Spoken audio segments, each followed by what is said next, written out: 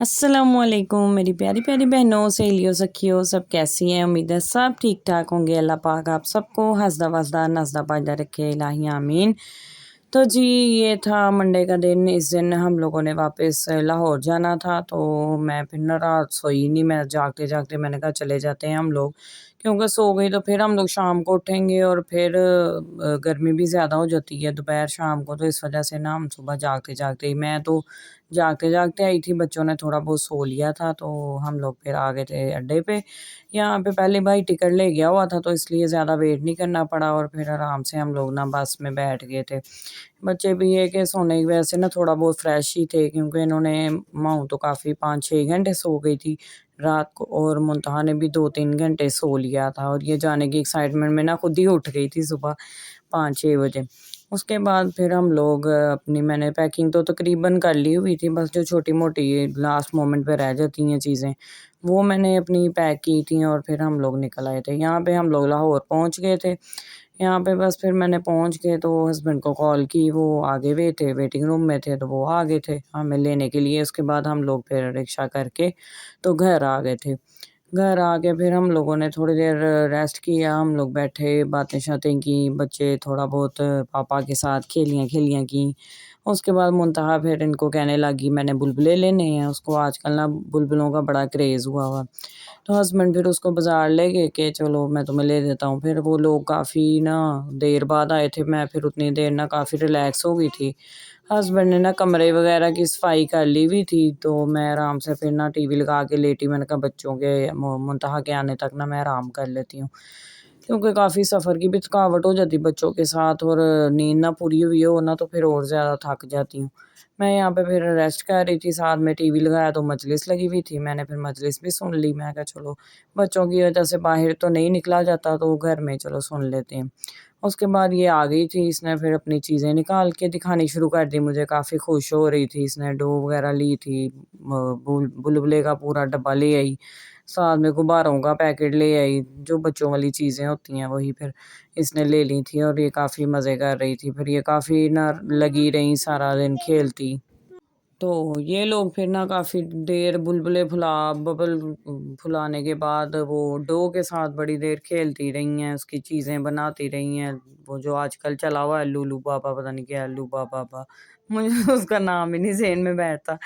तो वो बना रही थी मोमना, उसके साथ लगी हुई थी। ख़ैर फिर खाना हस्बैंड साथ ले आए थे, तो लेने दाल चावल गए थे कि वहाँ के मज़े के हैं, जहाँ बाज़ार में ये चीज़ें लेने गए थे ना, पता नहीं शालमी गए थे या मोची गए थे। तो वहाँ से दाल चावल लेने गए थे साथ, लेकिन वो मिले नहीं कहीं। तो फिर ना बिरयानी और पुलाव की प्लेट्स ले आए थे, तो वो लोग हम लोगों ने ना ऐसे मिल के खा ली। जिसको बिरयानी पसंद थी मोमना वगैरह को, और मुझे ज़्यादा बिरयानी पसंद है, हम लोगों ने बिरयानी खा ली, और मुंतहा को पुलाव खिला दिया था। है थोड़ा स्पाइसी था, लेकिन ना दही वगैरह के साथ इसको ना खिला दिया हम लोगों ने। और ना घर आके तो वो ऐसे मेरा बुरा हाल हो गया था, क्योंकि एक तो वैसे ही आपको पता रात ना सोई हो तो क्या हाल होता है, ऊपर से सफ़र बच्चों के साथ अकेले करना वो बड़ा हेक्टिक हो जाता है। इनके साथ खपती रहती हूँ, सारा सफ़र ही ऐसे गुजर जाता है। उसके बाद फिर घर आके जो किचन का हाल होता है वो मैं आगे आपको दिखाती हूँ, आप लोगों का भी ना सर घूमने लग जाएगा। खैर यहाँ पे मैंने एक पार्सल था जो मैं घर, अभी मैं फैसलाबाद नहीं गई थी तो मैंने ऑर्डर किया था, लेकिन ये आया काफ़ी लेट, मेरे जाने के बाद आया था।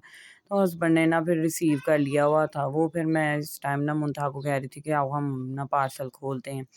तो ये मेरे साथ ना बस थोड़ा मिसअंडरस्टैंडिंग हुई है, पता नहीं क्या हुआ, बेध्यानी में मैंने ऑर्डर किया, इतना सही तरह ना डिस्क्रिप्शन वगैरह नहीं पढ़ी। तो वो ये ना मेरे हिसाब की चीज़ें नहीं थी, ख़ास तौर पे जो ये सीरम था ना, क्योंकि मॉइस्चराइज़र तो मेरा मैं काफ़ी देर से यूज़ कर ही रही हूँ, मुझे पता ही है इसका। ये सीरम जो है ना मैंने नया ऑर्डर किया था कि चलो ना मेरा पुराना जो है वो ख़त्म होने वाला है, तो मैं ये वाला ऑर्डर करती हूँ, इस दफ़ा इनका ट्राई करती हूँ कैसा है। तो वो मैंने ना जब ऑर्डर किया तो तब मैंने इतना गौर नहीं किया। जब आया मैंने देखा है आके, तो उसके ऊपर ना लिखा हुआ था कि ये एक्ने प्रोन स्किन के लिए ज़्यादा अच्छा है ना, एक्ने कंट्रोल सीरम है। तो मुझे तो एक्ने होती ही नहीं, अल्लाह का शुक्र है, ना मेरी स्किन इस तरह की ऑयली है। तो बस मुझे अब यही हो रहा था कि अब मैं पता नहीं इस्तेमाल करूँ या ना करूँ। आप लोगों में से अगर कोई है जिसने ऐसे कभी ऑर्डर कर लिया हो, तो वो फिर मुझे बताए कि कैसे उसने फिर इसको यूज़ किया, क्योंकि अब इतना महँगा मँगवा लिया, दिल मेरा कर नहीं रहा इसको यूज़ करने को, इस वजह से कि ये एक्ने प्रोन स्किन के लिए है। खैर ये साथ इन्होंने सैंपल भेजा हुआ था, इसका भी यही लिखा हुआ था कि एक्ने के लिए होती है।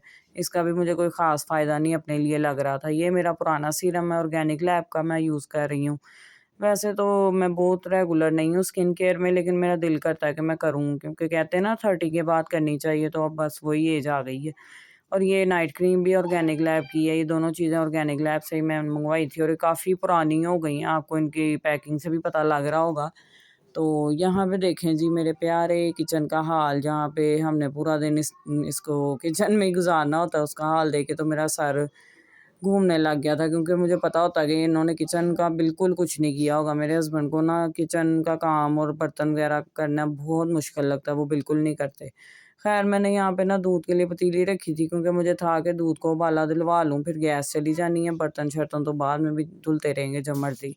उसके बाद फिर हम बच्चों के साथ आइसक्रीम खाने आ गए थे, यहाँ पे सेवर आए थे, क्योंकि ये लाहौर में ही है, फैसलाबाद में अभी तक नहीं है इसकी कोई ब्रांच। तो बच्चे फिर ना इसकी मिस कर रहे थे, मैं खुद भी मिस कर रही थी, हम लोग ना यहाँ पे पहले आइसक्रीम खाने आ गए। हस्बैंड कहने लगे खाना बाद में देख लेंगे, घर जाके खाना है या कहीं और खाना है, तो यहाँ पे ना पहले आइसक्रीम खा लेते हैं, क्योंकि इनके पास देसी खाने में ना सिर्फ पुलाव ही होता है, रोस्ट वगैरह होता है, तो वो हमने दोपहर को पुलाव ही खाया था, बिरयानी पुलाव, तो इस वजह से ना बिल्कुल भी दिल नहीं कर रहा था इधर खाना खाने को। तो हम लोग बस फिर ऊपर आ गए थे, ऊपर इनका फैमिली हॉल है। यहाँ पे मोमना ने ना पाँव धोने थे, तो मैं इसको वॉशरूम लेके आई थी। फिर बाहर ना हस्बैंड ने एक आदमी बेच रहा था गजरे, तो बस उसकी हेल्प के लिए ना गजरे ले लिए, तो मैंने मजाक से फिर उनको कहा कि अब ले लिए हैं तो पहना भी दें। शर्मा रहे थे, लेकिन मैंने कहा लो अपनी बीवी को पहनाने में कौन सी शर्माहट है। खैर ना इन्होंने पहना दिए, और मैं कपड़े बदल के आई थी घर से, तो वो बटन नहीं, मैंने बेध्यानी में बंद किया। मैंने कहा चलो अब लगते हाथ ना बटन भी मेरे बंद कर ही दें आप। तो बस बड़ा प्यारा लग रहा था गजरा, आपको पता है गजरे लड़कियों को वैसे बड़े पसंद होते हैं। है तो मुहर्रम थे, अच्छा नहीं लग रहा था, लेकिन उन्होंने उसकी बस हेल्प के लिए ले लिए थे, तो अब फिर ले लिए थे तो मैंने पहन भी लिए। उसके बाद हम जब खाना करके ना आइसक्रीम खा के बाहर आए, तो यहाँ पे ना इन्होंने बहुत ज़्यादा गुलदुपहरी ना गमलों में लगाई हुई थी, तो बड़े प्यारे फूल कईयों में खिले हुए थे, हालाँकि रात का टाइम था, धूप नहीं थी, लेकिन खिले हुए थे। तो उनको मैं ना अपने हस्बैंड को हमेशा कहती होती थी कि यहाँ से मुझे ना गुलदुपहरी की कटिंग्स ले लेने दें, लेकिन वो यही कहते थे नहीं ये चोरी होती है, ऐसे नहीं लेना आ जाओ। तो मैंने ना इस दफ़ा पे मेरा बहुत ही दिल कर रहा था, क्योंकि सीज़न भी फुल इनका है। तो मैंने ना हस्बैंड बाहर आ गए हुए थे, तो मैं अभी ना दरवाज़े पे जो गार्ड है ना, मैंने उसको कहा कि मैं ले लूँ। तो फिर वो कहने लगा कि दूसरे गार्ड से पूछ लें। फिर उससे पूछा तो कहता हाँ जी कोई बात नहीं, ले लें। मैंने फिर ना 2-3 फूलों के रंगों की ना कटिंग ले ली, एक लाइट पिंक, एक डार्क पिंक और एक ऑरेंज कलर के, ना बड़े प्यारे लग रहे थे मुझे, मैंने फिर उसकी कटिंग ले ली है। अब मैंने पानी में भिगोई हैं, इंशाल्लाह मैं लगाऊँगी ना जब गमले में, तो आपके साथ शेयर करूँगी। उसके बाद फिर हम लोग अजीब-सी थकावट और नींद फ़ील हो रही थी, आके थोड़ी देर बाद ना हम लोग सो गए थे। 2-3 घंटे मैं सोई, उसके बाद मैं फ़जर के टाइम फिर उठी, नमाज़ वग़ैरह पढ़ के, तो मैं ना फिर किचन में आ गई थी। मैंने सोचा कि चलो ना अब किचन का दीदार तो करना ही पड़ेगा, कितना क मैं इससे भागूँगी। ख़ैर दिल तो बिल्कुल नहीं कर रहा था, जो किचन का हशर था बिल्कुल ऐसे लग रहा था मैं पता नहीं कहाँ आ गई हूँ बुरे हाल में। उसके बाद मैंने फिर ना हिम्मत की, पहले मैंने पानी रखा गर्म होने के लिए, क्योंकि कुछ ऐसे थे चिकनाई वाले और घी वाले बर्तन थे, ज़ाहिर है बाज़ार का खाना भी खाते हैं हस्बैंड और डैडी, तो वो फिर इस तरह के बर्तन थे, तो मैंने ना गर्म पानी कर लिया था। फिर मैंने सारों में से गंद वगैरह पहले एक शॉपर में इकट्ठा कर लिया। उसके बाद फिर मैंने सारे बर्तनों पे ना ऐसे ज़्यादा जो गंदे थे उन पे मैंने ऐसे गर्म पानी डालना शुरू कर दिया था। वो जब थोड़ा सॉफ्ट हो गए, तो मैंने फिर ना धोना शुरू किया अल्लाह का नाम लेके, तो मुझे तकरीबन ना 1.5 घंटा लग गया था बर्तन धोते हुए, इतने ज़्यादा बर्तन। और अभी मैं काफ़ी बर्तन जो है ना वो समेट गई हुई थी कमरे में ना, शोकेस में रख गई हुई थी। मुझे पता था इधर जितने बर्तन होंगे इन्होंने यूज़ कर लेने हैं, तो मैं ना बस ज़रूरत वाले ही तकरीबन रख के गई थी। तो ये देख लें आप किचन का हाल क्या हुआ हुआ है। ख़ैर मैंने उसके बाद फिर सारे बर्तन धोए, मेरी टाँगों में भी दर्द होने लगी, बहुत ही ज़्यादा ना बुरा हाल मेरा हो गया। और मैंने फिर ना ये छानना भी सारा खाली था, मैं कहा चलो इसको भी ना अब जाली मार ही देती हूँ, जाली के साथ धो के उसको फिर मैंने इसमें ना बर्तन लगाने शुरू किए थे। लेकिन ये अल्लाह का शुक्र है कि फिर जब साफ़-सुथरा हो गया ना, तो फिर काफ़ी सुकून हो गया था, ऐसे दिमाग पे जैसे कोई बहुत ज़्यादा वज़न नहीं होता वो उतर जाए। तो वो मैंने ये मेरा ना हर दफ़ा ऐसे ही होता है, जब भी मैं मेके जाती हूँ ना वापसी में मुझे यही हाल मिलता है। अभी भी नीचे देखें कितने बर्तन नीचे भी पड़े हुए थे।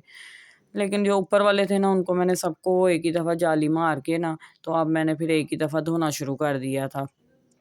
तो ये शुक्र अल्लाह का कि फिर ना टाइम वग़ैरह ही सुबह का था, सुकून से मैंने ना मुनतहा सोई हुई थी ना, तो मैंने आराम से फिर सारे धो लिए, मोमना अपने ही लगी हुई थी। उसके बाद फिर मैंने सारा सर्फ़ डाल के तो किचन को भी अच्छी तरह धोया। पहले मैंने झाड़ू से गंद सारा उठा लिया, जो भी शॉपर, तीलियाँ गिरी हुई थी। उसके बाद फिर मैंने ना सर्फ़ डाल के अच्छी तरह झाड़ू मार के फिर बाद में वाइपर फेर दिया। और दूध भी रात को उबला हुआ था और चूल्हे का भी बहुत बुरा हाल था, उसको भी फिर मैंने गर्म पानी और काला तेल डाल के तो अच्छी तरह साफ़ किया। सारे बर्तन धुल गए थे और साबुन भी एंड पे था, पहले मैंने ध्यान नहीं दिया, मँगवाया नहीं। तो जो है था बस उससे बर्तन शुक्र है सारे धुल गए थे। ये देखिए रैक भी अब ना फुल भर गया। अब ये खुश्क होंगे तो फिर मैं जो थोड़े बहुत अपनी जगह पे रखने वाले हैं वो रख दूँगी, बाकी तो इधर के ही हैं, वो फिर मैं इधर ही लगे रहने दूँगी। ये सारा कुछ करके तो मैं काफ़ी फिर थक गई, फिर मैंने अंदर आके तो कहा कि चलो अब मैं ना थोड़ा-सा हाथों का हशर हो गया था इतनी देर बर्तन धो-धो के, तो मैंने फिर मॉइस्चराइज़ कर लिया अच्छी तरह। उसके बाद फिर अभी भी ना बुरा हाल था, ये देखिए रात को हस्बैंड सारी ग्रोसरी और सब्ज़ी वगैरह लाए थे, अब वो समेटूँगी, ये अटैची में से सारे कपड़े अनपैक करूँगी, अलमारियों में रखूँगी, धोई हुई पैंटें थी हस्बैंड की वो तह लगा के अलमारी में रखूँगी। तो इंशाल्लाह ये नेक्स्ट व्लॉग में आपको मैं ना बाकी सफाई का दिखाऊँगी कि बाकी घर का क्या हशर था और फिर मैंने उसकी कैसे सफाई की। मिलूँगी फिर नेक्स्ट वीडियो में इंशाल्लाह। अल्लाह हाफ़िज़।